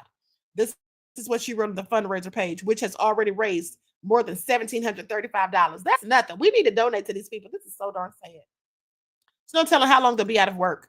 This was not just an accident. This was an attempted act of violence meant to harm and silence us. This was hate, targeted, deliberate, and deadly. I'm not sharing this for sympathy. I'm sharing it because silence protects the people who did this. Merrick told the outlet Wolfrey is charged with 1 count of pointing and brandishing a firearm, and Goodman is charged with indecent exposure. That's it? Do y'all hear this? Like, this is outrage. This is outrageous. Do y'all hear this? Do you all hear this? For brandishing a gun, and the other one for indecent exposure because he showed his butt. Like, y'all, like I'm telling y'all, this is real crazy. There is an ongoing investigation to determine if more charges, such as a hate crime, are going to be filed. Why do you need more investigation? Okay, this should tell you everything you need to know right here. Like, this is crazy. Charge them first and then do the investigation. So anyway, they go on to say, likes up, everyone, please don't forget to like and share. Thank you in advance. Now they go on to say, hold on. The big thing we're trying to express is we understand the community's outrage or concerns or anxiety over this incident and similar incidents that have arisen in the community, Merck says. We don't want racism. We don't want hate in our community. We want a happy community where everybody gets along. Sure you do. How many times have I heard that? Investigators reviewed footage that appeared to be connected to the ordeal. Okay, now this video allegedly captured the suspects using racially insensitive language and behavior towards the victims. Sheriff Roger L. Harris said on July the 20th of 2025 that deputies from the Spotsylvania County Sheriff's Office responded to a reported dispute involving a firearm in the 4300 block of Portlaw Road. Now, during the course of the incident, a related motor vehicle crash also occurred. Deputies conducted a preliminary investigation at the scene, which resulted in 2 individuals being charged with brandishing a firearm and indecent exposure. Now, the case remains active and is currently under investigation by the Criminal Investigations Division. The FBI needs to be investigating this. It's a whole hate crime, period. Moat Peatway, president of the Spotsylvania NAACP, said the organization is monitoring the investigation and is pushing for the couple to get the justice they deserve. Wolfrey and Goodman are set for arraignment on September the 20th. The Daily Mail reached out to Majors and Gaskins, and the lawyer representing the suspects has declined a request for comment. Let me just show you all these pictures. This is a darn shame. Look at this woman's face. This is a darn shame. This is a darn shame. My Two Love says, Queen, you are definitely cooking today. No lies detected. All thanks for all you do. Thank you, beloved. I appreciate you. Peace, love, and blessings. This is absolutely nefarious. Look at this. Look at her face.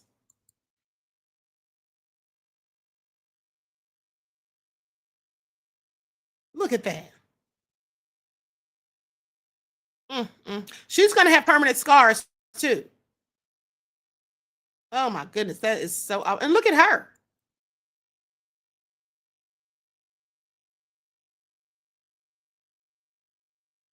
It's a darn shame. Look at the car. They literally almost killed these people. Look at him. And that's all he got charged with, is indecent exposure. Crazy self.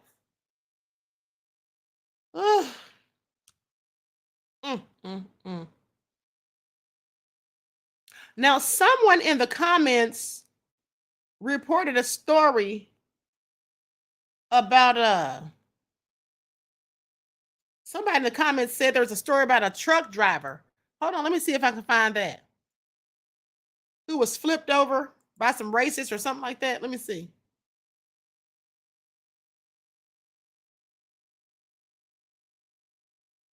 Black trucker says white mob attacked him with bulldozers. Ooh, and it's all crazy. It happened a week ago. Okay, let's get into it. I didn't hear anything about this, so thank you, beloved. I can't remember who put it in the chat, but I definitely saw it.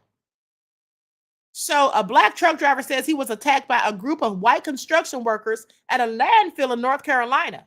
Now, in a now viral TikTok video, the driver, who identified as at Not Turning Back 98 on TikTok, detailed his encounter with a white mob while he was delivering mulch to Two Banks Development landfill near Clyde, North Carolina last month. The driver said the confrontation unfolded when he arrived at the landfill at roughly around 6:30 a.m. While at the landfill, the driver's son accused him of stealing a phone and brought a group of men, one who was armed, to search his truck. The group failed to find anything during their search, but later confronted the driver at the top of the landfill while he was dumping mulch. See, they knew he didn't steal no darn phone. That was their way of starting something, just to have an altercation. Video shows a white mob surrounding the driver's truck, yelling threats and slamming the vehicle's door on his dog, Coco. One man who was wearing a Wright Brothers construction hard hat identified himself as a sheriff, but had no badge. The sheriff's department is coming to get rid of you and your effing mutt. So stay in your truck before something bad happens. That's what one of them said. Another video shows bulldozers blocking and eventually tipping over the truck while the driver was ordered to stop recording. Get in the vehicle now. You're leaving. You're gone. Video of the incident went viral on TikTok. This is an assault with vehicle with attempt to hit or kill, says one TikTok user. They need to lose all contracts, all licensing. They are a danger to the public with access to equipment like that. Fire, civil, and criminal charges, another person wrote. Following the incident, the driver said he was seeking legal representation, and he confirmed that his dog was recovering. That's so darn low down. She doesn't ride on trucks anymore, so she's home with my family. Thank you for being concerned. I appreciate the love, and so does she. This is all sad. Y'all hear this? This is a darn shame. When I tell you, And so anyway, thanks for sharing that. Hold on, let me see something real quick. Like sub, everyone, please like and share. I mean, it's the nerve of it all for me. I'm gonna see if I can find his TikTok video. Hold on. This is all crazy.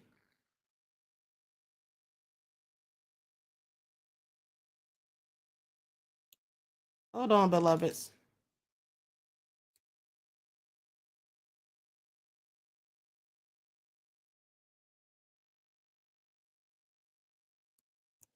So, you know, it's another day in the life of a Black person. Okay? That's how that goes. Just another day in the life of a Black person. I mean, it's like racism everywhere. But people act like, you know, we're just over exaggerating when we bring light to these things. Okay. And like I said, if it wasn't for some of these social media platforms, specifically TikTok, we wouldn't hear about a lot of this stuff because they sweep this stuff under the rug. Okay. They sweep a lot of this stuff under the rug. I can't find that video, but anyway, that's what they tend to do. And then slamming the door on the dog. Where's the dog lovers at with the outrage? Okay. Please pay attention. This is all a darn shame. Hold on, let me see if I can find at least a news report on this. Likes up, everyone, please like and share. And while I'm looking for this really quick, I'm going to let you all, I'll put on some music for you all real quick. Hold on.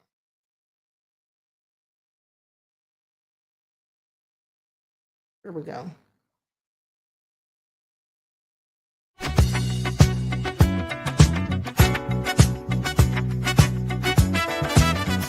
Lights shining down in the moonlight, but I can't help but feel this connection flow with every move.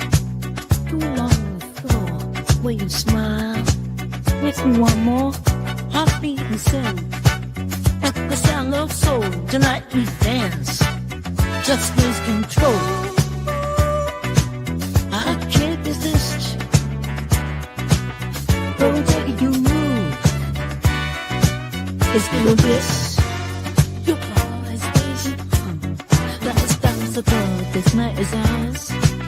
Wrapped in our love. The band is playing. Our melody sweet. Can't help but feel the rhythm in my feet. Even like that.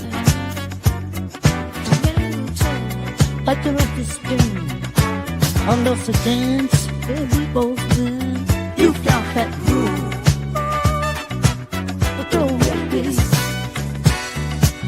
Here's a trumpet.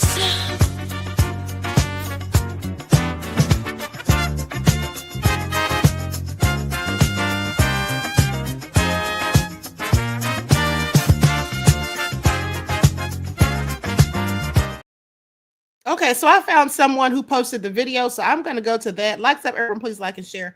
I'm going to share my screen so you all can see this. I'm going to use an overlay so I don't have any copyright issues. This is a darn shame, honey. I mean, they just can't let Black people just live peacefully. It's real crazy. That's why when that guy was talking about they wanted to have their own land and live to themselves, please do. Okay, please do. By all means, go live amongst yourselves. Fucking mud. Okay. So stay in your truck. Yes, sir. Before something bad happens. Yes, sir. Yes, sir. Yes, sir. Yes, sir. Yes, sir. Yes, sir. Shut your door. Shut your mouth. You're the sheriff? You're the sheriff, right? Yes. And you weren't trying to talk to me. Can I'm join the window I'm down? done talking to me. Shut the door. Can I join the window down? No, roll the other window down. That's the dog foot. And that's all I'm recording. I'm gonna put you in That's jail. that's all I'm recording for slapping on the dog. I didn't slam it on You the dog. Yes, you did. Have it You on had a recording. hole. Get in the door. Okay, yes, sir. Yes, sir. Y'all going to jail. Y'all going down. This town going down. Yeah, this town going down.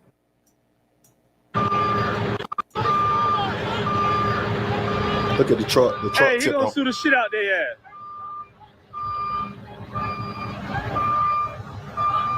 They took a bulldozer and tipped it over.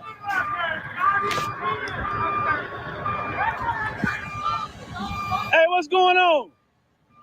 That's the other guy. There was another black man out there filming. Oh no, he over there. This is crazy as fuck, man. What happened? They ain't bother him. This ain't no race thing. I'm done. I'm done. He's driving right over. You ain't over there. What's going on? What's going on? What's happening? You driving that truck? Huh? Go get in your truck and be a good with it. No, I ain't driving that truck. I ain't driving that truck. Get in your vehicle. Now. You're leaving. You're gone. What happened? You're gone. Going where? You're going out. Who? You. For what? For videoing. For videoing, I'm going out. What are you talking about? Yeah, closing. I'm done. Yeah. No, I'm done with this shit.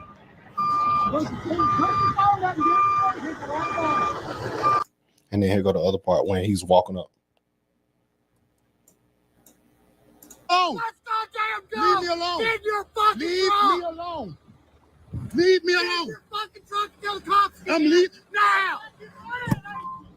Give me the fucking phone. Let's go, bitch. Let's go. Get in the fucking truck. Yeah. Don't get out of the truck no more. Don't get out of the truck no more? Take you out. Yes. The sheriff's department's coming to get Okay. rid of you and your fucking mud. Okay. So stay in your truck Yes, sir. before something bad happens. They sound like they're from Georgia. Yes, sir. That's Clyde, North Carolina. It's a country. Yes, sir. Sound like they're from Georgia somewhere. Shut your door. So Shut he's your mouth. You're the sheriff? You're the sheriff, right? Yes. And you weren't trying to talk to me. Can I'm join the Yeah, window I'm down? done talking to you. Shut the door. Can I join the window down? No, roll the other window down. Ah, Oh. And that's all I'm recording. I'm gonna put you in That's jail. all I'm recording for slamming on the dog. I didn't slam it on You the dog. Yes, you did. Have You it had on a hole. recording. Get in the door. Okay. Yes, sir. Yes, sir. Wow. Y'all going to jail. Y'all going down. This town going down. Yeah, this town going down.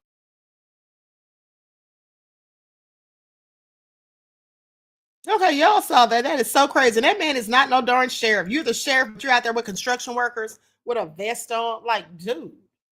And then look how they were so mad at him, and he didn't even do anything.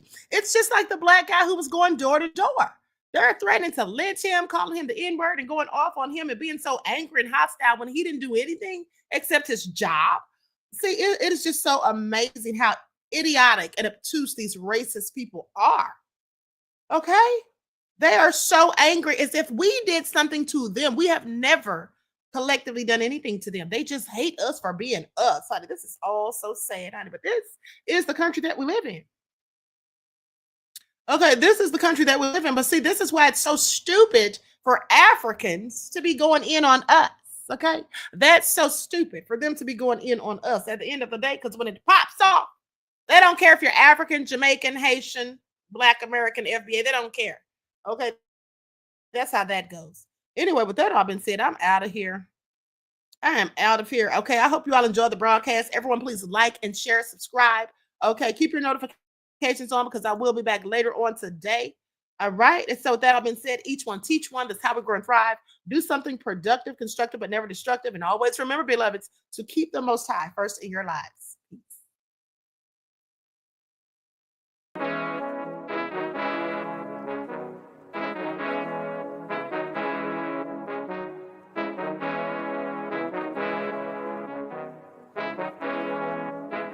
Yo, Nick, hit him with that flavor. Gold all in my skin, God all in my blood. Kings all in my circle, you touch one of mine and you're done. They show no love for the queen, why you hating on me? Is it cause I'm free and I got Malcolm X in my jeans? I got dreams like King Luther, shed blood like Kunsa. You ain't helping my people, I ain't got nothing to say to ya. I want all the smoke like hookah. Talking reparations, America won't be great until they give us compensation. I'm like, I'm the hottest right now. That's See right. A bunch of lames out here trying to jock on my style. They be doing too much. I'm the queen, it's too easy. It's like they all at Popeyes, how they be talking so greasy. I just sit back and laugh while these haters get madder. So nefarious how they don't want my pockets with cheddar. I tell them they can do better. These snakes in the grass can leave a bite on your ass, cause y'all be trusting too fast. I got my foot on the gas, other one on they necks. Dropping receipts on haters, you better show some respect. I'm never facing regrets, we only facing the threats. Running through every challenge like a relay, break no sweat. It's a cold game, so I got that blanket with me. Now that my people awaken, ain't no going to sleep. I do not play by my piece, this time I'm playing for keeps. You talking slick, but when I see you like them ends, we gon' meet. And I got gold all in my skin, God all in my blood. Kings all in my circle, you touch one of mine and you done. They show no love for the queen, why they hating on me? Is it cause I'm free and I got Malcolm X in my jeans and I got gold all in my skin, God all in my blood. Kings all in my circle, you touch one of mine and you done. They show no love for the queen, why they hating on me? Is it cause I'm free and I got Malcolm X in my jeans and I got